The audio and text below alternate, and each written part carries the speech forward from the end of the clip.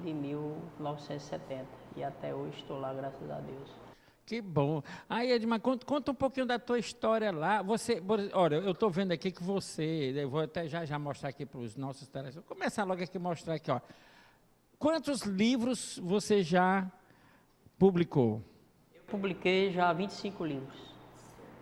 São 8 de poemas, são 4 sobre a história de Messejana, são 13 de literatura infantil e a biografia da minha mãe, que eu escrevi agora quando ela fez 85 anos. Certo. E esse livro aqui, Edmar, esse aqui, ó, Lonjuras, poema, Edmar Freitas. Esse aqui é o mais recente, é? Não, na realidade o mais recente é o sobre Messejana. Esse aqui, Poemas de Amor? Mas esse aqui também é legal, né? Só sobre Messejana, né? O livro mais recente foi tem um projeto agora da Secult4, que é o projeto Pajeú, que visa justamente escrever a história dos bairros de Fortaleza. Então a primeira leva foram 7 bairros e pediram para que eu escrevesse, me convidaram para escrever sobre Messejana. Então meu último, mais recente livro é esse, sobre o bairro de Messejana, que faz parte dessa coleção Pajeú, chancelado pela Secult4. Ah, que bom. Tá aí, olha, o Poemas, deixa eu ver aqui, Messejana, eu adoro Messejana, sabia? Eu já morei uma época lá. Aqui o que é que você, a história de... Ah, está aqui, vou contar uma história que há muito tempo tenho vontade. Uma história de verdade que aconteceu nestas plagas. Entre batalhas e lendas, objeto das contendas, Messejana foi formada com tanto amor e beleza, que junto com Fortaleza pelo sol foi desposada. Aê, que bom! Né? Olha só, gente, aqui. Mas, Edmar, me diz uma coisa. Você... E as pessoas, assim, os poemas, quem quiser adquirir, como é? Você vende tem nas livrarias? Onde é que as pessoas, assim, principalmente o povo que mora em Messejana, quer conhecer um pouquinho da história, né? Na realidade, há um contrassenso, porque o Ceará é um celeiro de escritores, principalmente de poetas. E a produção literária é muito grande, mas só que nós ainda pecamos com relação à edição e distribuição. O Ceará ainda está muito atrasado nesse aspecto, então não existe uma política de distribuição, de divulgação. Então, na realidade, a gente vai mais para divulgar, para a gente divulgar o nosso trabalho, a gente, às vezes até com recurso próprio, a gente dá de presente, a gente distribui, porque livro tem que ser lido, não adianta fazer e colocar na estante. Ô, Edmar, e hoje, o que é que você faz lá em Messejana? Lá? Você é uma pessoa que eu já vi, inclusive você já foi homenageado aqui na Câmara, né, pelo seu trabalho lá em Messejana. O que é que você faz hoje lá no bairro? Lá? Na realidade, há 30 anos que eu milito na área comunitária e política, né?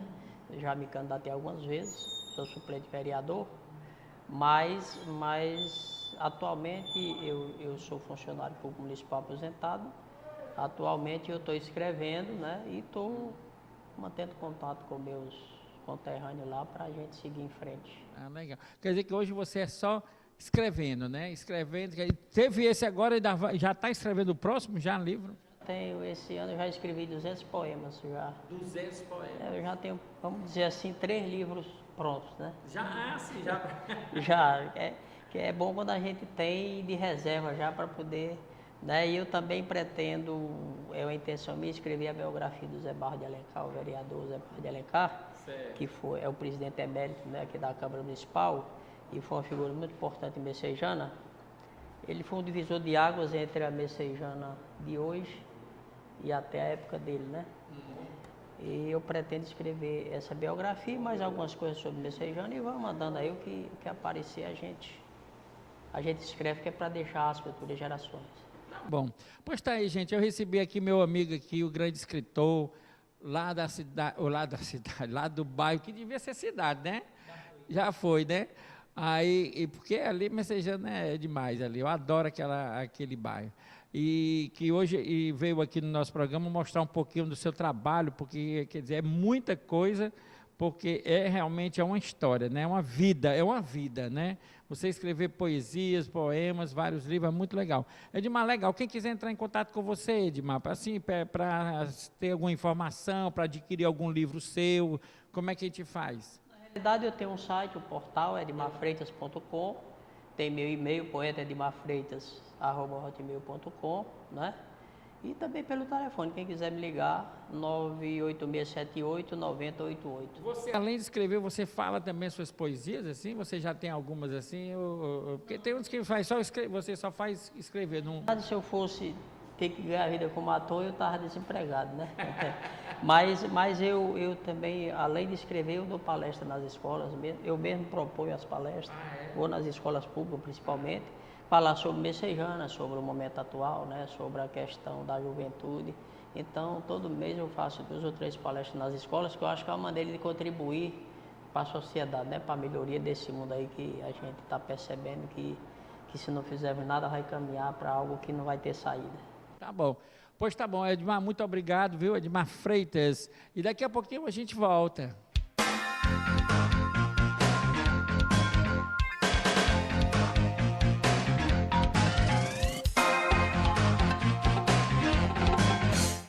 Pode respirar fundo. Agora os ambientes coletivos vão ficar 100% livres de fumaça. A lei antifumo proíbe os fumódromos e o fumo em locais parcialmente fechados por parede, teto ou toldo, como bares, restaurantes e lanchonetes, áreas comuns de condomínios, hotéis e pousadas, escolas e universidades. Tenha uma vida saudável sem o cigarro e os produtos derivados do tabaco.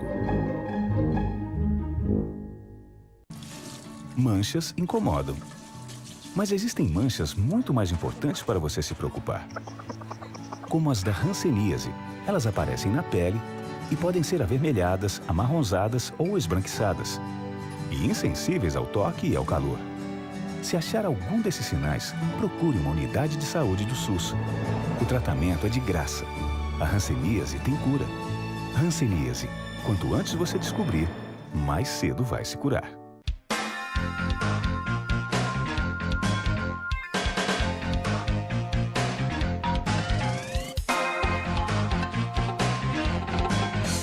O programa hoje está demais, né?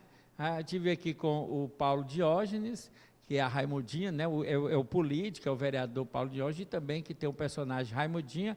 Tive com o Edmar Freitas, que é o escritor lá de Messejana, gente muito boa, mostrou aqui os seus talentos através dos seus livros. E também agora eu estou com um grande amigo também, que eu gosto de coração. Esse cabo eu gosto mesmo de coração. É o Bechara. Diga aí, Bechara. Tudo bom, meu querido? Tudo beleza, sendo um prazer estar com você aqui no seu programa, satisfação renovada quando te encontro, você sabe que a recíproca é verdadeira. Estamos aqui para falar de futebol, do que alegra o povo também, de coisas boas, né? Pois é, olha, outra coisa que eu quero também já começar a dizer, que eu gosto, rapaz, quando eu tenho oportunidade eu falo, olha, eu tinha um programa lá na TV Diário, né, que era o Talentos da Terra, e eu acho que foi, se não me engano, 98, aliás, 79 não, 98, mais ou menos, ou foi 99, foi porque foi a época que eu estava na TV Diário, foi essa época. O Bechara estava no auge, lá no Fortaleza. Eu convidei, ele não me conhecia, né? Eu sei que eu consegui o telefone dele, convidei para ele para o meu programa e ele foi participar do júri. Então eu nunca me esqueço, né? Porque não é fácil você conseguir assim, trazer um jogador, porque um jogador que está no auge, tem a questão também da agenda, dos jogos, das concentrações. Fica difícil você conseguir um jogador. E o Bechara foi numa boa. Bechara, quero assim conhecer um pouquinho, eu já conheço um pouquinho, mas eu queria que o povo de casa conhecesse um pouquinho a sua história, como tudo começou. Você é de Maranguape. Maranguape, pois é, eu sou de Maranguape, né? Sou filho de família pobre em Maranguape, mas sempre tive um sonho, né? E engana-se quem acha que só sonha quando você dorme, né? E eu sempre sonhava acordado em se tornar jogador de futebol, atleta, né? E eu com 11 anos coloquei isso na minha cabeça, olha, eu quero ser jogador de futebol, quero ser atleta e vou correr atrás.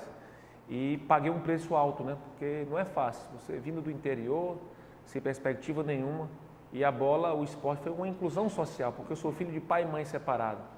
Mesmo com as adversidades que eu tinha na minha casa, né? Vivendo somente com meus avós, eu transformei aquela motivação em fé também, sabe? Eu tinha fé que tudo daria certo, eu nunca desisti.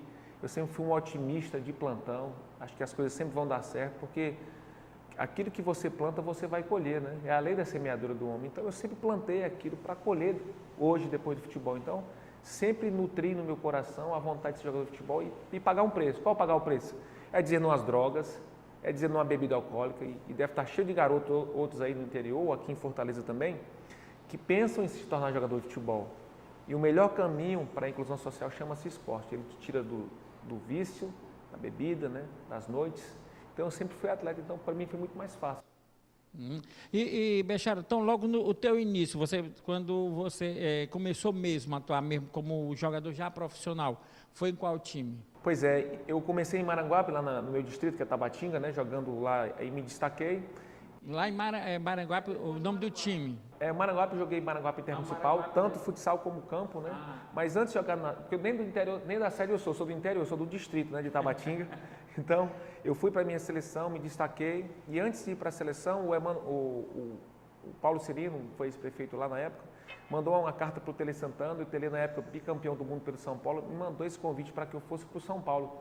Substituí o Raí, eu com 16 anos. Foi mesmo? Eu morei no Morumbi 3 meses.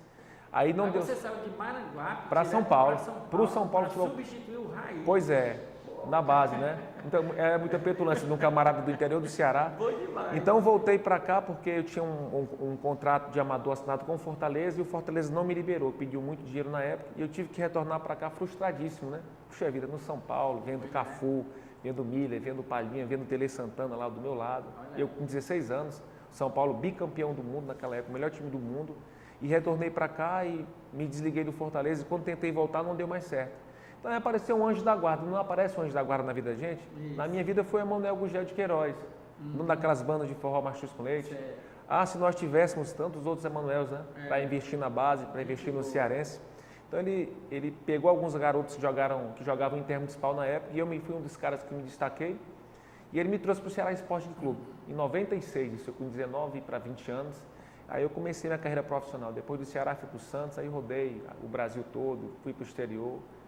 E no exterior você jogou em qual time que você jogou no exterior? Você me falou uma vez, uma outra, mas eu me esqueci agora o nome do... Tive a oportunidade de jogar, meu primeiro país fora a jogar, eu tive uma experiência em 97 na França, retornei, mas jogar mesmo foi na Arábia Saudita, em 2004, morar em Jeddah, do lado do Mar Vermelho, uma cultura totalmente diferente da nossa. Muçulmano, né?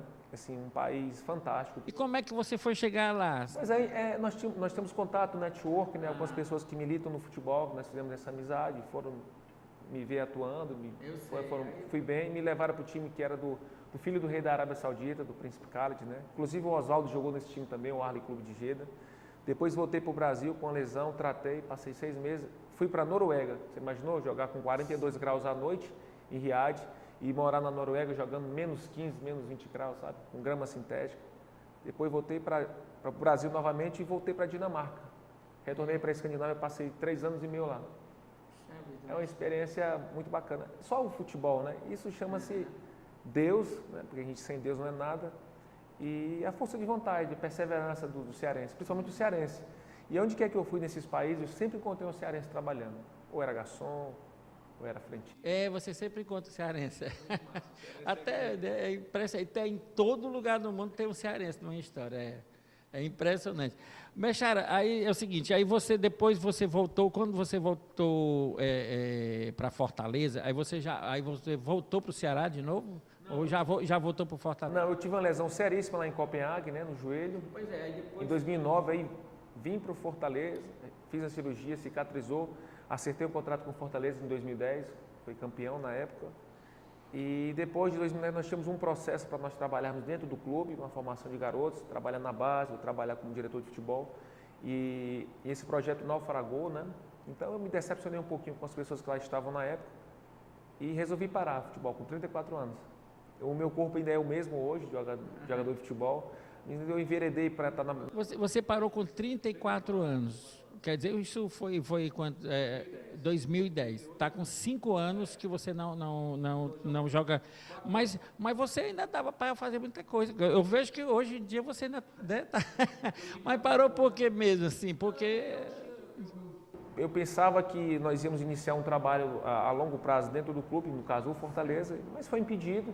E de uma coisa eu tenho certeza, Praciano e quem está nos assistindo, nossos telespectadores, aquilo que você planejou na sua vida um dia vai dar certo, sabe? O que é meu está guardado, o que é seu está guardado. É questão de tempo. Quem define tudo é Deus. Então, eu estou tranquilo. O que é seu, ninguém O que é dono, o bicho não come, né? Isso então, é estou nesse projeto aí, comento futebol, continuo ligado ao futebol, mesmo não jogando, estou comentando numa TV com a irmã, que é a TV Diária. TV Diária. Então, eu estou sempre inserido no contexto do futebol. Foi de lá que eu saí, né? De lá que eu cresci e fiquei um pouquinho mais experiente, ninguém fica velho. E quero continuar, porque o futebol é um mundo fantástico. E outra coisa, eu sei porque você agora no dia 3, né, na semana passada, você iniciou um projeto muito legal com a escolinha, né? Conta mais um pouquinho sobre isso aí. Pois é, isso aí eu já estava devendo há muito tempo. Alguns pais dos meninos aqui em Fortaleza queriam que nós abríssemos essa escolinha, juntamente com a Movimento, uma empresa de assessoria do meu amigo Rafael Fabrício. No dia 3 nós começamos ali no Alvo Society, na Washington Soares, Avenida Norte 2263.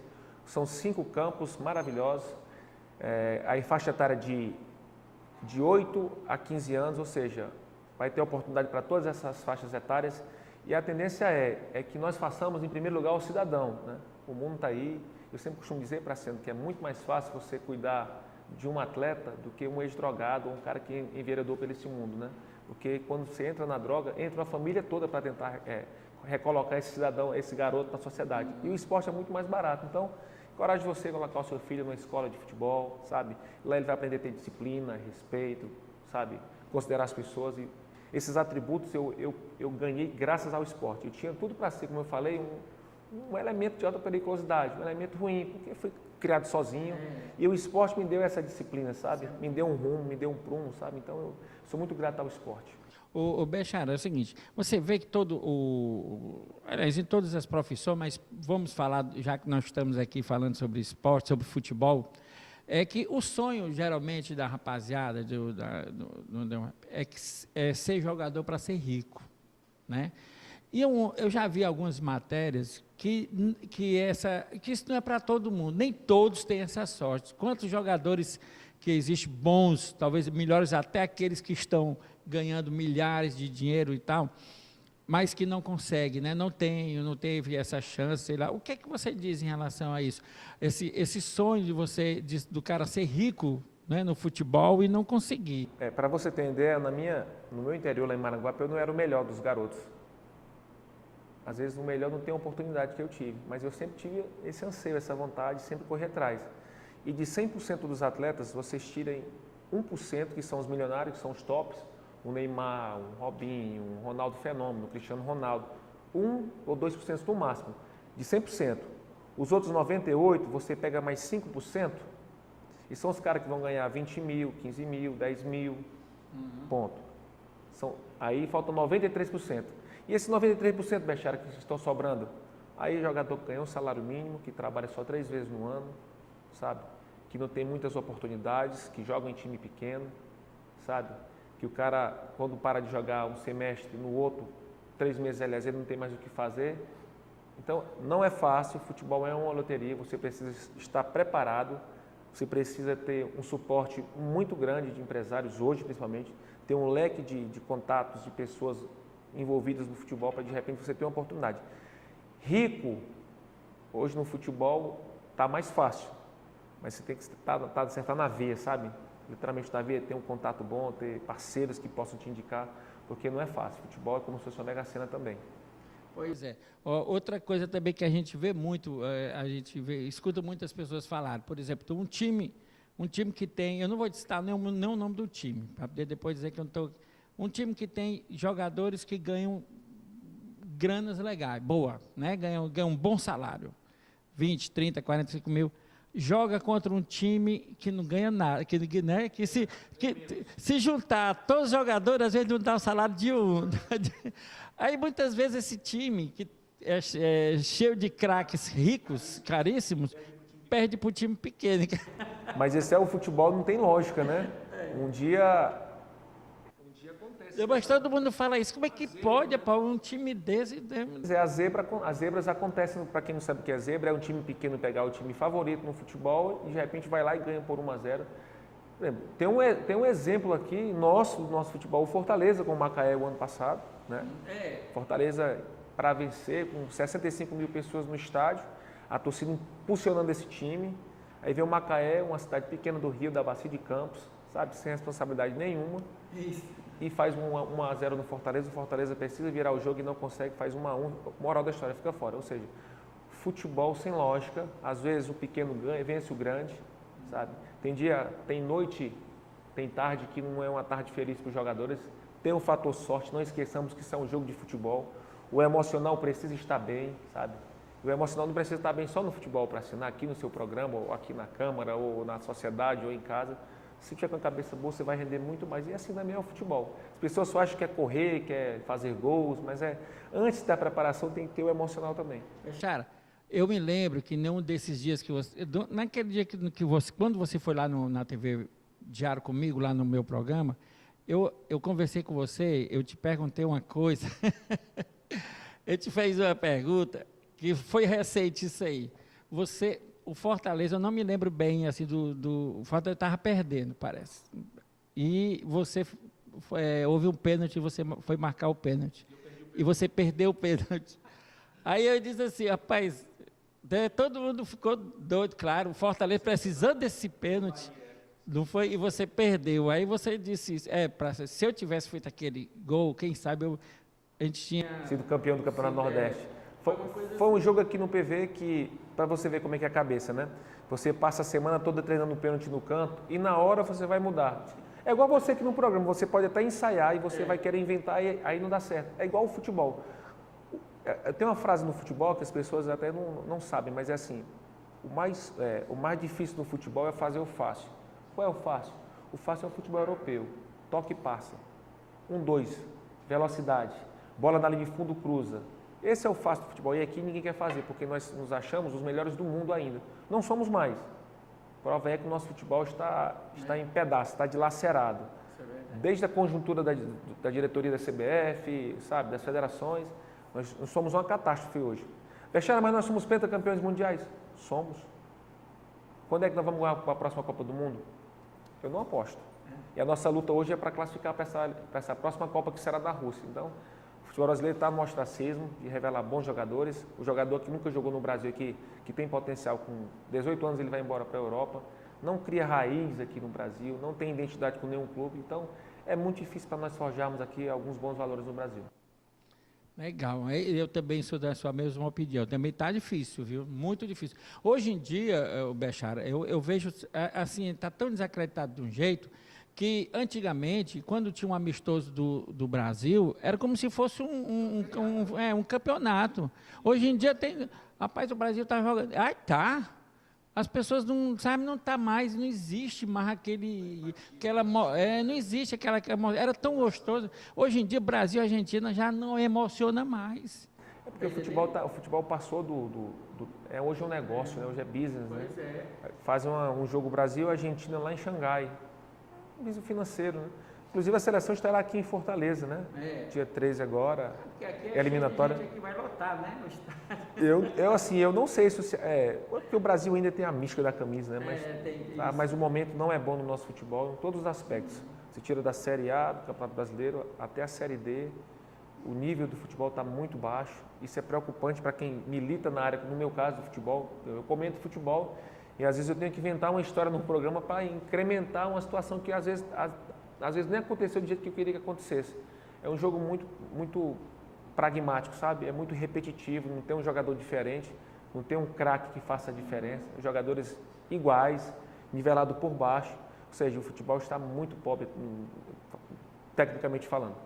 Bechara, agora eu quero te perguntar o seguinte, duas coisas. Primeiro, um momento ruim da sua vida como atleta no futebol, que você não quer nunca, assim, você faz tudo para não pensar, para não voltar atrás, assim, meu Deus do céu, já passou, eu não quero mais, assim, um momento ruim, difícil mesmo na sua vida. Olha, ruim nas lesões, né?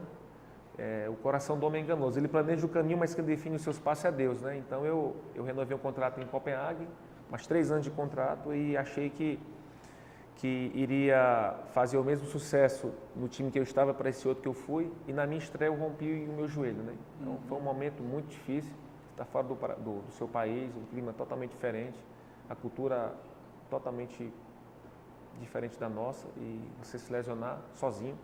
Foi muito ruim para mim, foi muito ruim, eu não desejo isso para ninguém. Um momento terrível. E um momento bom, que você gostaria, você sempre pensa nisso? Olha, o bom do futebol são as amizades, são os títulos. O pós-futebol, no meu caso hoje, eu tenho muitos amigos onde eu joguei, tenho amigo na Arábia, na Noruega, sabe, na Dinamarca, nos Estados Unidos, eu tenho muitos amigos. Eu acho que o bom do futebol são as amizades verdadeiras, sólidas, que você faz dentro do futebol, e elas se perpetuam depois do futebol, sabe? Acho que isso é muito bacana. Aquele gol que você não esquece jamais?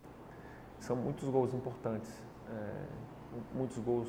Um gol que eu fiz pelo Ceará na Fonte Nova, 2 gols, aliás, um gol de escanteio, um gol de falta. A Fonte Nova com 72 mil pagantes. E aqui pelo Fortaleza também, um super gol numa final de turno contra o Juazeiro. E o gol do título na Dinamarca, que o gol foi meu, né? Depois de 7 anos, eu cheguei lá para ser um novo reforço do time e me perguntaram na coletiva em inglês, e qual é o seu sonho aqui para vir jogar no Odense? Eu disse, olha, eu vim aqui para ser campeão. E quando eu falei isso, todo mundo riu na sala de imprensa. Aí eu disse, se eu falei errado em inglês, né? Aí eu fui perguntar para a imprensa depois, não, Bechara, porque esse time aqui não é campeão há 7 para 8 anos. Eu já tinha falado a palavra, então... E foi prometido, né? Foi o gol, e quando acabou o campeonato, as pessoas vieram me entrevistar. Você lembra que você falou isso? Eu disse, pois é, porque aquilo que Deus prometeu na minha vida, né, de vocês, ele é fiel, ele cumpre, né? Então foi um gol que marcou a minha história naquele país. E mesmo tanto tempo fora de lá, 5, 6 anos, quando eu chego sempre por lá, sou tratado como um rei, sabe? Isso é muito mais importante do que dinheiro, do que prêmio. Acho que o respeito das pessoas, como falou o nosso querido aqui, Paulo Diógenes, né? Acho que o respeito, acima de tudo, é importante em qualquer segmento da sociedade. Legal. Bechara, você já jogou nas 2 torcidas rivais que nós temos aqui, e as maiores, né? Os 2 times, Fortaleza e Ceará. Como é que foi assim, por exemplo? Como é que é assim, o jogador, por exemplo, você passou quantos anos no Ceará? Quase 3 anos. Aí depois no Fortaleza? Eu voltei umas 5 vezes, no total da... É porque tu foi e voltou, O que é assim um jogador, uma curiosidade, um jogador que, por exemplo, depois você está no Ceará, você, né, eu sei que veste a camisa e vai e tal, e faz, e depois outra vez já está no Fortaleza e tal. Como é que é? Como é que é assim, a cabeça, assim? É uma coisa que é normal, não, isso aí é normal. Como é que funciona isso na sua cabeça, na cabeça do jogador? Normal na nossa cultura, né? Hoje, se eu pudesse começar a jogar futebol, eu queria ficar num clube só. Você cria identidade.